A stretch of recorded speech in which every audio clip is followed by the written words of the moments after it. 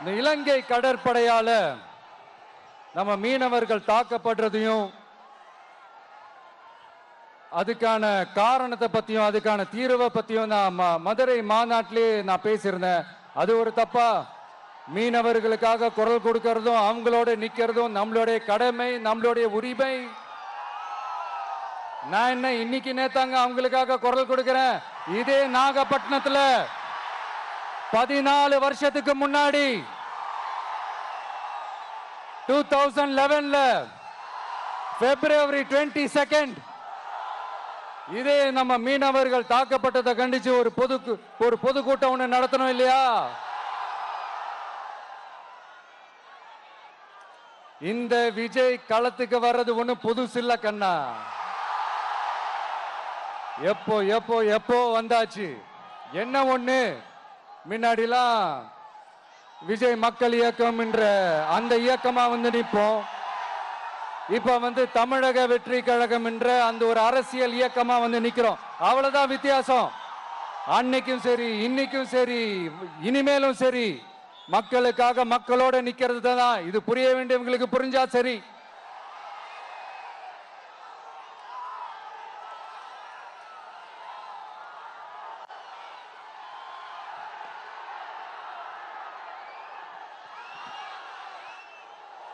மீனவர்களுக்காக குரல் கொடுக்கிற இதே சமயத்துல நம்ம தொப்புள் கொடி உறவுகளான ஈழத் தமிழர்கள்,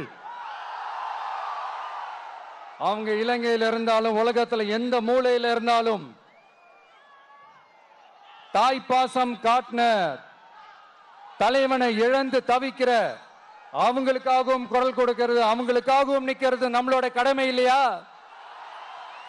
மீனவர்களோட உயிர் எந்த அளவுக்கு முக்கியமோ அந்த அளவுக்கு ஈழத் தமிழர்களோட அவங்களுடைய கனவுகளும் அவங்களுடைய வாழ்க்கையும் நமக்கு ரொம்ப ரொம்ப முக்கியம்.